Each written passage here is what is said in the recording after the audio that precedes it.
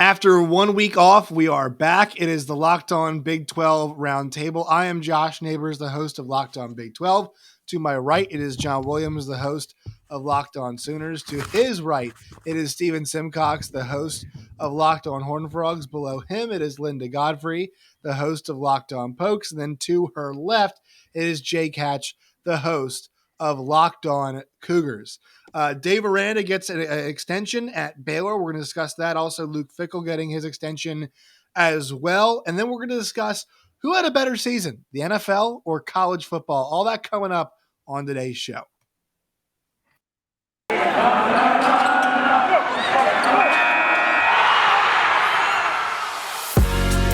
You are Locked On Big 12, your daily podcast on the Big 12 Conference, part of the Locked On Podcast Network, your team every day. All right, once again, we are back. Week off last week because I had what many football coaches on television always call the virus, the COVID. That's always the funniest thing ever. Like Mark Richt is always like, yeah, the virus. It's just really weird and funny to watch them say that. But yes, I am back. I am fully healthy. We are all back.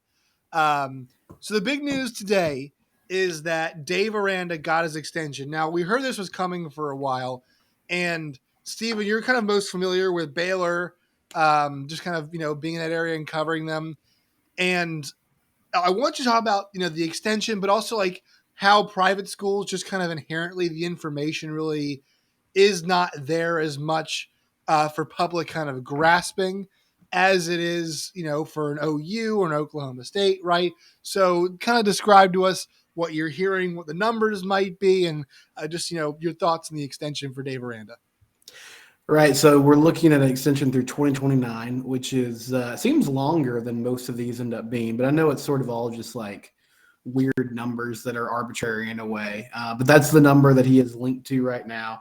And I saw Matt Mosley today, who works at the station I used to work at and is a Baylor grad. He's pretty plugged in. And he said that Steve Sarkisian is making roughly $5.2 million. Mike Gundy makes around $4.9 million. That was in 2021. Baylor does not disclose financial details, but he believes Aranda's new salary is likely in that range. So kind of, $5 million to $5.5 million. That's where they sort of settled. And I mean, it's a big deal. Like I would say all fan bases are like this, right? But Baylor fans were very defensive about when his name came up multiple times in a lot of different openings. No, he's staying here. And I do think like what little we know about him, he seems very thoughtful. He seems very family-oriented, pretty private. So the smaller town, private school, slower pace is a good fit for him. And obviously, like all those things are good qualities when you're winning games. Like all those personality traits, people love it when you're winning a Big 12 title. So coming off a huge season, they get that extension done. I think the thing that impressed me the most about Dave was they went 2-9 in 2020. Or 2-8, however many games they ended up playing. But, I mean, it did not work, right? Like he had Larry Fedora and Jorge Munoz sort of as co-offensive coordinators, and that was a disaster. And he sort of on the fly was like, okay, this doesn't work. I'm totally scrapping this. He didn't say, let's run it back and see if, things work better in better circumstances. He just went ahead and made a change. And I feel like Jeff Grimes is a huge part of this. And him keeping that staff together is going to be a big deal. With Grimes and Eric Mateos, and then Ron Roberts, who's a longtime defensive coordinator and has done a nice job for him in the 2 seasons he's been in Waco. But, I mean, they're set up pretty well at the moment. I know they're recruiting well for 2023. They're pretty highly ranked. A lot of that this early in the process is just kind of based on how many commits you have. But they got a good thing to sell. And we've sort of discussed this, like different teams that feel like they have an opportunity once Texas and OU exit to be sort of the big dog. And I think there's a lot of schools that have an argument for that. But if you're talking about on the field right now, I mean, it's hard to argue with what Baylor did in 2021. John, I'm going to ask you about what you think is going to happen here in next season. I know Baylor has lost a good amount, but it's my expectation that OU is going to be the preseason favorite to win the Big 12. Past that, I really don't know a whole lot of what's going to happen. So to you, is covering OU, who do you see as the biggest threat? Do you think Texas, with kind of all this talent that they've got, is the biggest threat, or is Baylor retaining their coach, and also big thing too is retaining their other coaches, most of the other coaches too, right? Keeping Grimes, keeping Mateos, keeping all those guys in house, like that's huge for them. Do you see them as a bigger threat, or do you see Texas because of the amount of talent?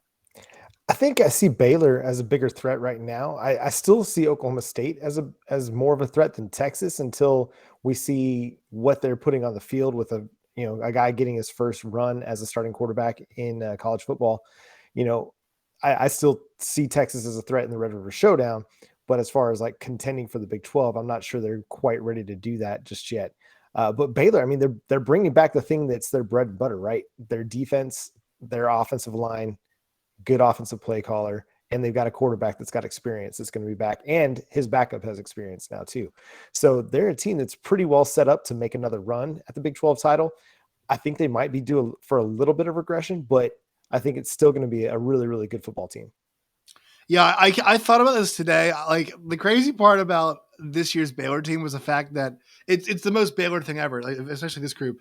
They're about defense and running the ball, and their best running back was a converted linebacker to show you kind of the defensive angle, which is the really weird, funny part about it. Linda, what's your feeling kind of as a team that is in the Big 12? We'll go to Jake after this to get as a kind of somebody coming into the Big 12, but as one of the schools in the Big 12 already with Oklahoma State. All right, I mean, this kind of sets the stage, right? I think Oklahoma State, after their performance this year, Baylor, I know TCU, wants to get up there, but as the schools that are in the Big 12, this kind of sets the stage. That's going to be something to have to reckon with, right? Dave Aranda at Baylor, as you think about the new kind of power players in the new Big 12. Absolutely. And like Steven said, Jeff Grimes seems to be, he was a huge component, in my opinion, to Baylor's success this season. Mm-hmm. Just really everything that they did to rebuild that team and get right back in the mix of everything. And to win the Big 12 is mind-boggling. I don't know how you don't extend your coach after that. You kind of have to, a bit like Zach Taylor in the NFL right now. I don't know that Zach Taylor is as good of a coach as their record indicates, but he's going to get that extension because he got that team to a place they hadn't been in a very long time. And I think that's a smart thing to do. If it's working, get it done. And they did exactly what they needed to do to stay in contention in the Big 12. Yeah, and then I mean, the Jeff Grimes component's huge. I think the big key for that part of it is it's not going to be something that happens. He's going to get replaced pretty soon, right?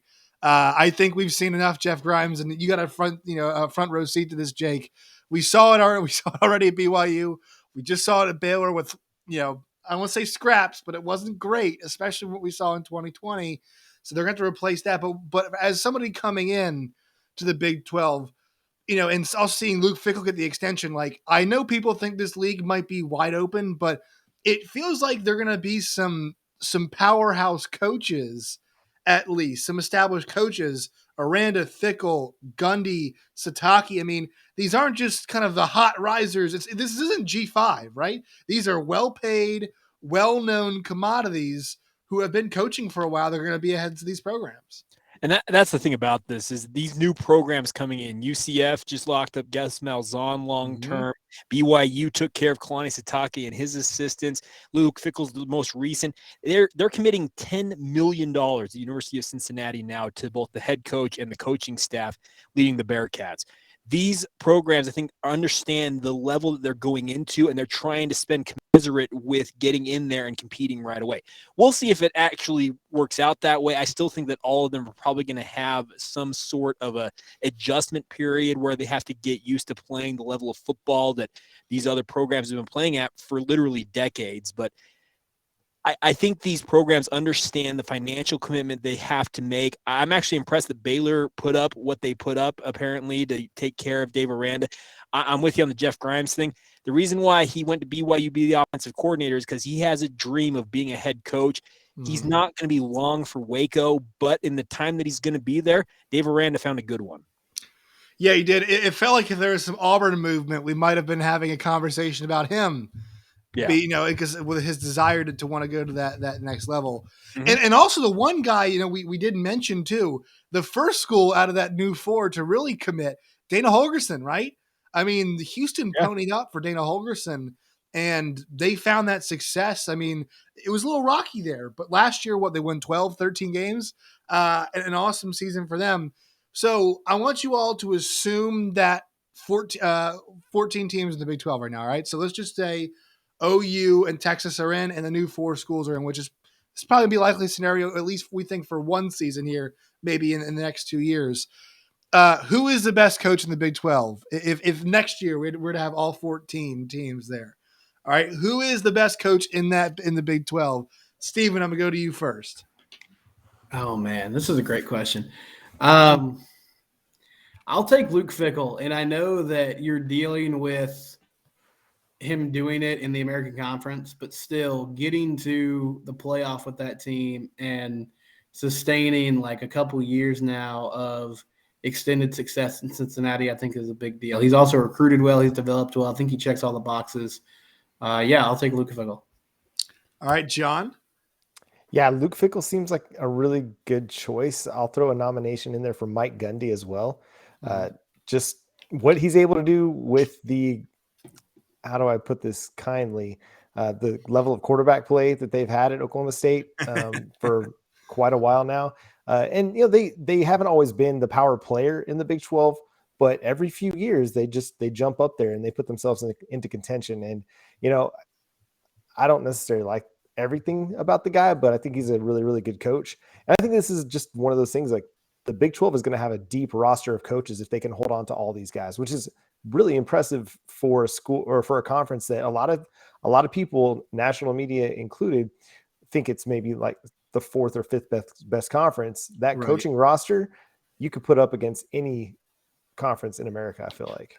Yeah, I want to say this before Jake and Linda. Like, I'm thinking about them compared to the Pac-12 right now. Like, the depth at the top is higher. At the top programs, the Pac-12, you've got Lincoln Riley, right? Dan Lanning's at Oregon. Kyle Whittingham is awesome, but I mean, also, how long is it going to be around for? We don't think it's going to be very long, right? And you think about, Chip Kelly at UCLA, okay, but they really haven't been that good. Washington State obviously just went through their coaching change. Washington making a coaching change. Like the coaches in this Big 12 are better. And I know people are saying, look, it could end up being a G5 league. I'm going to reiterate this.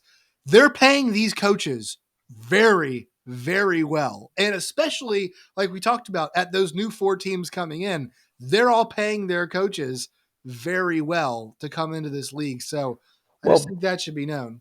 I mean, politics is the biggest reason why some of these schools weren't Power 5 schools to begin with. Like right. Houston had an opportunity to be a part of the Big 12. Cincinnati was a part of the Big East. Like that was once a power conference in college football. Like these aren't schools that are just also rans. UCF had a great season just a few years back. BYU is consistently a thorn in the side of the teams that they play. And the Pac-12 this year. Yeah, the Pac-12 in particular. Like these teams aren't, just some average teams that are coming into the Big 12. I mean, as far as schools that the Big 12 could have added, they added 4 of the best, group of 5 schools. And well coached. Yeah. Well coached in great areas, great right. fan bases, and great donor bases as well. Yes. Yeah, and I know it's not the most important thing, but you could also argue that the conference is getting better and deeper in basketball also. So it's not like you're going to fall off a cliff like at the end of the fall into the winter and into March Madness. So the 2 revenue sports, you're set up really well. Yeah. Linda, who do you think is to be the best coach in the Big 12 next year? I think we can all assess my answer from my reaction to John's answer, but I fully believe Mike Gundy. And listen, I have complaints about Mike Gundy too. I'm not saying that every season I'm like, he makes all the right decisions every time. By no means. He's able to do with 2 and 3 star recruits regularly, year in and year out, and win games and come out with winning seasons does not, in my opinion, get the respect that it deserves. I think he is the most, decorated coach, the most vetted coach in the Big 12 right now, with the chance to be the best coach next season. All right, Jake. I was going to say Mike Gundy, so I'm going to go. I'll find somebody else, and I'll actually throw up a name that, man, I go back and forth on this, but Kalani Sitake, I'm going to toot the horn for BYU out here. Kalani understands the unique dynamics of BYU better than anybody because he grew up a fan of the university. He played here. He's a member of the sponsoring faith, the Church of Jesus Christ of Latter-day Saints out here. He knows what BYU is all about, and he has proven that he can have them competing at a national level, being an independent. The hope is that as he goes into the Big 12 now with his understanding of what it took to get Utah to being competitive in the Pac-12, he'll have BYU up and running relatively quickly. We'll see. But I was going to say Mike Gundy. I just figured I'd throw somebody else out there. Nobody thinks Lance Leipold. Talk about credentials. Guy won 2 games at Kansas. I mean, come on. Texas. I mean, yeah, Texas, turned Buffalo into a MAC power. Come on. Yeah. What's surprising to me about this is that Matt Campbell didn't get brought up when, like, 6 months ago, probably most people considered him one of the 2 best coaches in the conference. So I think look, it's tough because he's done such a great job program building, but like, I think there is a certain level. And look, I knocked Gundy for this last year because all we heard about with the 2020 Oklahoma State team was, oh, Chuba Hubbard's back. Tylan Wallace is here. This defense is going to be good. And they severely underperformed. Now they rebounded so well, and Iowa State could do the same.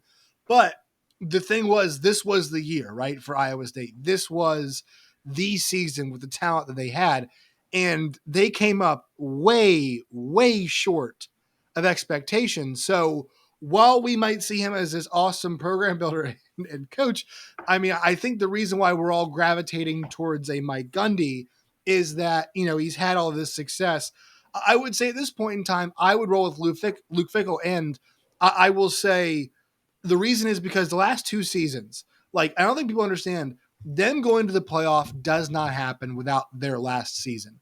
Yeah. They basically had to be damn near perfect for 2 years.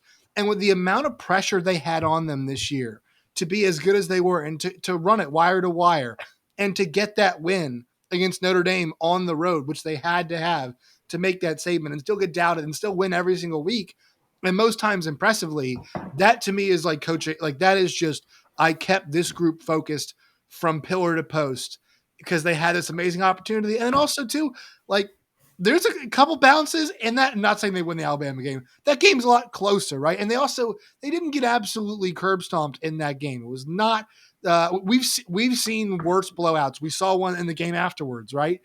Georgia and Michigan. So to have that season with that much pressure and just kind of for them to retain him, like, is awesome. I think he is a top level coach. I really do. So there's a lot of different matters of thought. And that's what makes this so interesting is that one of you guys could have answered Dave Aranda. And I actually think in 3 or 4 years, we might be sitting here being like, this was the obvious choice. Right.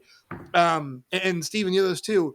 Baylor's last like decade or so, the sneaky thing I know that we talk about is they win with variety of coaches. They won with Bryles, they won with Matt Rule, and they won with Dave Aranda. So while there's been a lot of variation, like, that's a great spot to be in. And I think the fact they've locked up that guy, like, talk about Family Guy, I think it's, pretty well documented. He's a Christian. Like, it's a fit it's a match kind of made in heaven. And we've already seen him put together a awesome season. So I think we could all be sitting here be wrong in 3 years and be like, how do we not all say Dave Aranda? Yeah, and I mean, you can't do this obviously, but if you take out the 1-11 year that they had the first year under Rule and the 2-8 season under Dave, I mean, they've been consistently in bowl games, in contention for Big 12 title for, I mean, the past decade plus, which is super rare for that university. So they have like elevated facilities and elevated the talent there to a place where, I mean, they're pretty consistent. They're about as consistent as anyone in the league. And they're going to put guys in the NFL too. I mean, I think if you're a defensive player, right, and you see what's going to happen this year with Jalen Petrie, and then I think also, in my opinion, Terrell Bernard too, and then eventually Apoika, it's going to be a pretty coveted place. All right, let's hit a quick word from our sponsors here. Then we'll ask the question of who had a better season, NFL or college. Today's show is brought to you by our friends at Built Bar. You guys can go to built.com today. That's built.com and check out the line of Built Bars they've got right now. Mint brownie, coconut almond, and new for this month, white chocolate cookies and cream. Oh my goodness. Most Built Bars have 130 calories, 4 grams of sugar, 4 grams of net carbs, and 17 grams of protein. So you guys can get that right now in all those flavors too. And they're always coming out with new flavors. Also, go to built.com today. It's built.com. Promo code LOCKED15, LOCKED15, LOCKED15 for 15% off at built.com today. All right, so I thought about this today where all my great ideas come up in the shower. I mean, I'm always thinking about podcast ideas in the shower. So I was like, man, we have a varied crowd here. We got a lot of NFL interest. We got a lot of college football interest. We got a lot of kicker interest. I know one of us here just loves kickers so much. Made me think, who had the better season? And you guys can interpret better however you want to. Did you guys enjoy it more? Do you think the quality of football was better? Were the storylines better? Was all of it better? But I know it's a college show here, but we all follow pro pretty closely. Did the NFL or did college football have a better season? So, John, I'll go to you first. I know your team's season didn't end well, but I see more of your NFL tweets than anybody else I know. So, and you're always fending off angry Cowboys fans. They're coming at you from all angles. Yeah. So, what did you think? College football better season, NFL better season? Oh man, if we can include December as part of the college football season, even though the senior season was over, except for the Alamo Bowl, then I think like storylines, there was nothing more fascinating than what happened in college football this year. It was incredible. Not just Lincoln Riley moving to USC, but you had Brian Kelly going to LSU. You had Mario Cristobal going to Miami, like making Miami relevant again. That could potentially be a thing in the ACC. Just the Cincinnati run, Georgia's defense that was so dominant, and everybody just kept looking for a team to potentially put some points on them beating Alabama in the college football playoff. Like there was so much interest in it. And yes, my Dallas Cowboys season didn't end the way I wanted it to. I still enjoyed it, although there was a lot more frustration. Like I enjoyed the college football season more than I've ever enjoyed it, I think. And that was when Oklahoma was playing a close game every single week. Just the overall season, it was just a lot of fun to watch this year. Steven. Yeah, I think I'm just suffering from recency bias here because John laid out a lot of really great things that happened. And it's hard to compete with college football because there's so many storylines and so many stories within a season.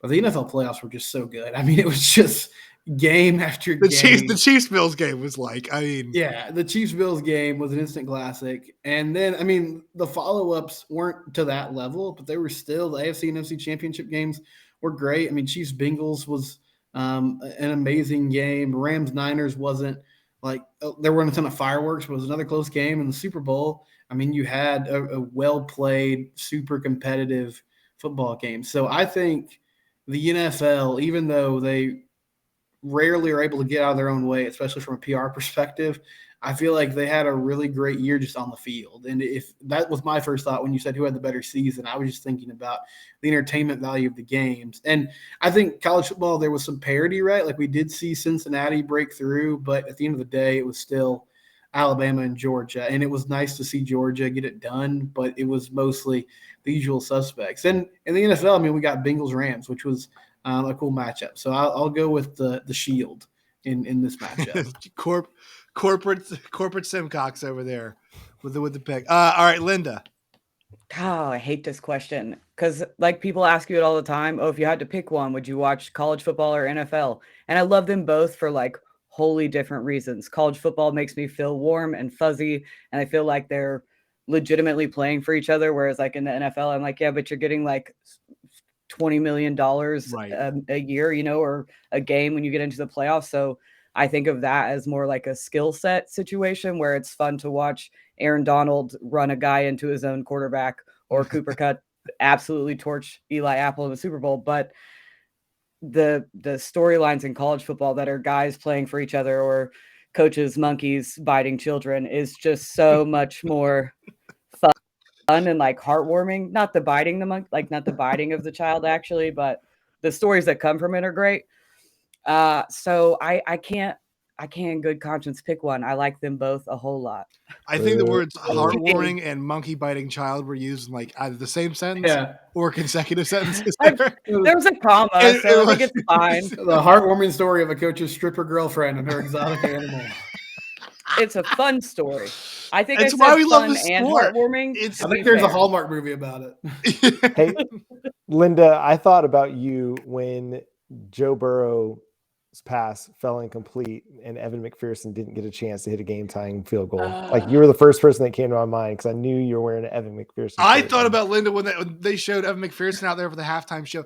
At the halftime show? People were like, "What's he doing?" I'm like, "Do you not go to games? Like, the special teamers are always out there like 50, like it's like 5 minutes into halftime, and they always come out there to start like they don't need to be in a halftime huddle. What strategic information is the coach going to give the kicker? Like, no, go out there and warm up. Then, right after listening to Eminem drop "Lose Yourself," he went out and hit a record-tying field goal to tie Adam Vinatieri's record. So, let him listen to his music. He was clearly like, I don't know. The Super Bowl was fantastic. Both teams clearly having the time of their life up until, of course, the last couple of seconds. But yeah, the football was bad for a little bit, but yeah, I did enjoy. I enjoyed the matchup. Jake, your thoughts on this question? So, I love the storylines that college football has, and annually just it continues, I feel like, to outperform. But this year, in just this instance, you can see behind me, I've got my little poster of the catch for the 49ers behind me. I was hate watching the Niners just because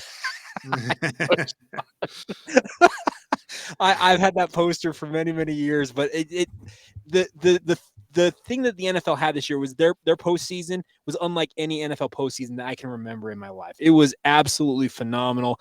And I got to give the tip of the cap to the NFL this year, but annually, I feel like by and large, college football seems to dominate. But man, I was hate watching to see what Jimmy G was going to do, if he was going to make me eat all of my words about wanting him out in San Francisco. And the Rams and the Bengals having new blood annually in the NFL this year. It felt like just, man, I'm with Steven. Got to give the nod to the Shield this year, unfortunately. I will say the college storylines and how long it persisted was really the amazing part, because even up to like the second signing day, we had Jimbo Fisher doing this ridiculous comedy routine where he's like, "Why are they slandering our coaches? We worked so hard for this class."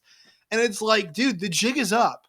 You can just come out and all you have to say is, we have an awesome coaching staff and we have people who really care and want to support our players in this community and support them as football players, which is awesome. That's all you have to say.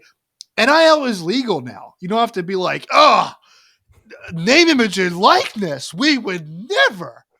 Oh, what is Lane? Like, what in the hell? I was baffled. I was like, what are we watching here? Because like, I was like, check the rule book. It's allowed right now, correct? Why is he putting up this act? Like, whatever he's doing.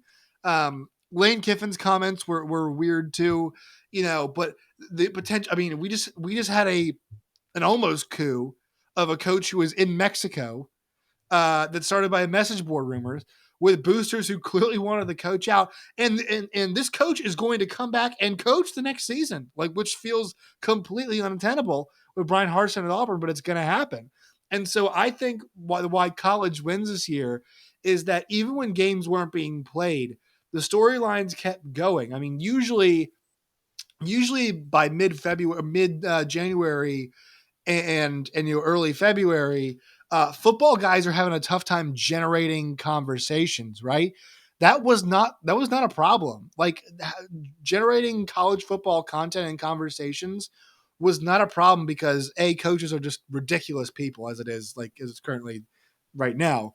They always will be, but college coaches are just it's a really difficult job. So I think you have to be kind of crazy to do it, but like, they are next level crazy. And so I think that fed into these storylines that kept going. And then obviously we had Caleb Williams watch, which continued on forever. And as I mentioned, signing days were interesting too.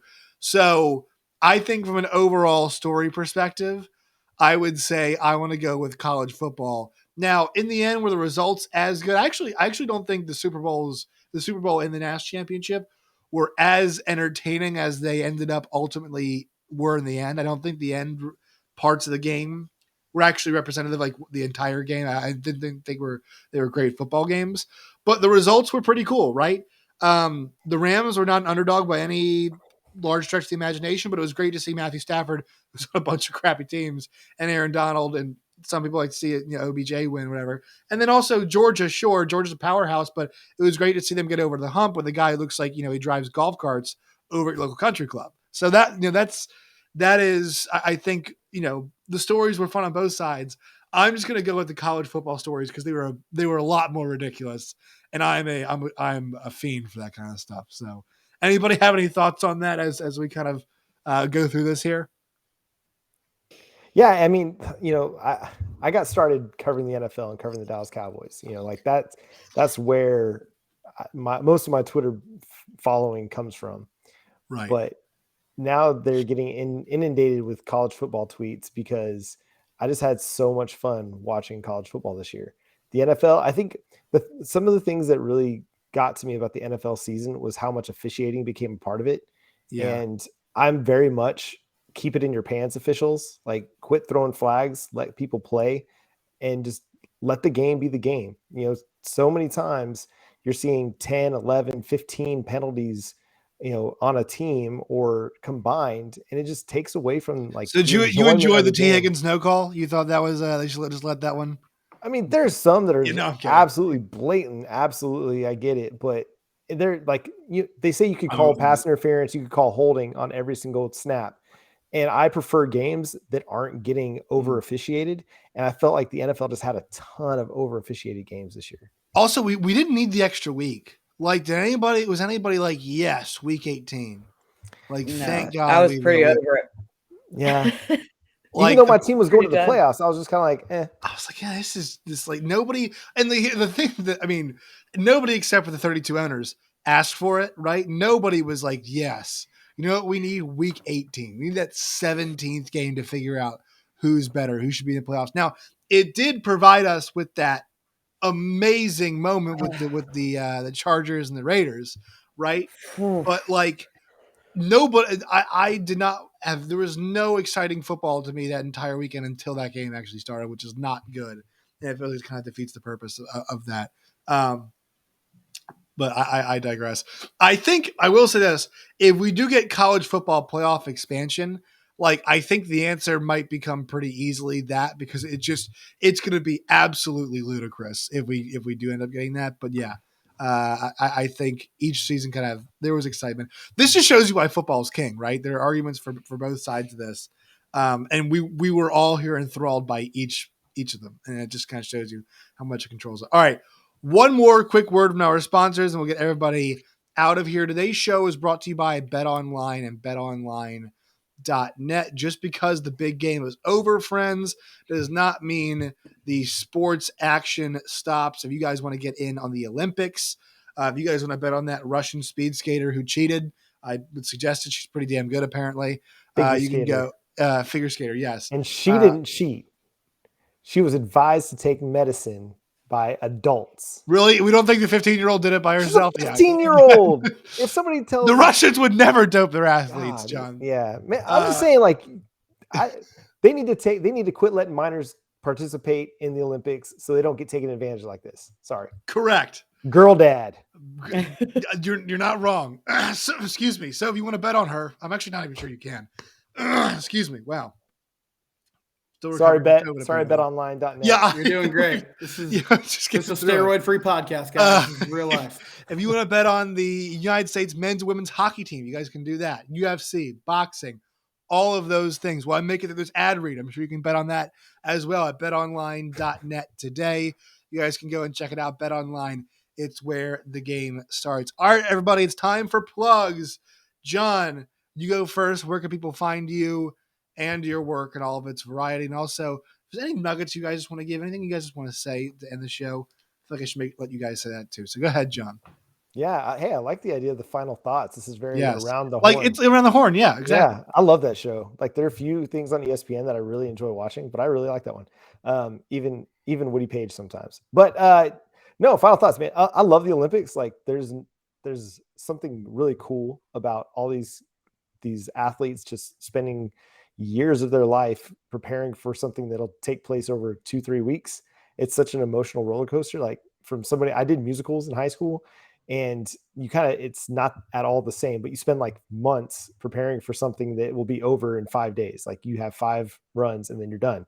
But they spend 4 years preparing for one opportunity to medal. And it's just kind of cool. Like the grind, I think that's what is impressive to me, that their ability to just grind, hoping to qualify for that. And so big shout out to all the Olympians across the world. It's just a cool experience. I almost tried out for the bobsled one time, but I had a history exam, so I wasn't able to go. They had open auditions at UNT one year. Yeah, so for more Olympic talk and girl dad takes, make sure you go subscribe to Locked On Sooners wherever you get your podcasts, on YouTube as well. And for Sooners coverage, Locked On Sooners and Sooners Wire at USA Today. Steven. Yeah, I'm at Simcox Steven on Twitter. The show is at Locked On TCU. Podcast is Locked On Horned Frogs. And final thought, I mean, I went with the NFL, but we didn't even really – John touched on it briefly. I think the story that was the most fun in college football, Brian Kelly becoming like a fun divorced dad. I mean, he's dancing now. He's developed like a Southern accent. He looks like the type of dude that might buy beer for his kids on the weekends. Like, he's just really going all out in Baton Rouge. Jesus. Muted. Linda. You just described like my dad, which is fun. My we didn't talk last week, so we didn't get to talk about the combine, and I'm still really been out of shape that Tay Martin didn't get an invite. I really think he deserved to kind of show off especially after having such a good showing at the Shrine Bowl. So still mad about that, hoping he has a really good pro day at Oklahoma State so he gets some kind of opportunity. But you can find me on Twitter at Lindellians, and all my work comes out in the Matthew Berry newsletter. All right. And then Jake. I'm going to follow John's lead a little bit. Russia is absolutely cheating, and Russia needs to be punished for this, but I will digress on that point. I can't understand that 6 straight Olympic games have been marred by their systematic doping. And I don't know why they let them come anymore. I don't It makes no sense. It's They're like, hey, competing as Russian Olympic athletes. They're no longer. it's the Russian Olympic Committee. It's like, hey, just go. Like, all right, Russian athletes, if you guys want to go compete, go be part of a different country. But like, we're not going to let anybody under the guise of Russia come here anymore. I don't know. But I digress on that point. But I just the Olympics. I love the Olympics, the whole idea of it and everything. It's just that part of it has just been driving me nuts. But anyways, outside of that, you can follow my coverage on BYU, Locked On Cougars, Facebook, Instagram, or Twitter. Just search out Locked On Cougars wherever you get your podcasts. And if you want my thoughts on all things sports, follow me. I'm at Jacob C. Hatch. I would like to say that I'm just really enthralled in the U.S. curling team right now. Team Schuster. Always curling is fantastic. By the way, it's pretty intense, man. It's intense. I love the way they just start screaming. It's like harder. They're soft. It's unbelievable. Love the curling. Just want to shout that out. You guys can find me on Twitter at LOBig12. You guys can find me personally at JoshNeighbors_. You guys can find the show Locked On Big 12 on YouTube and wherever you guys get your podcasts as well. All right, team. We'll see you guys next week.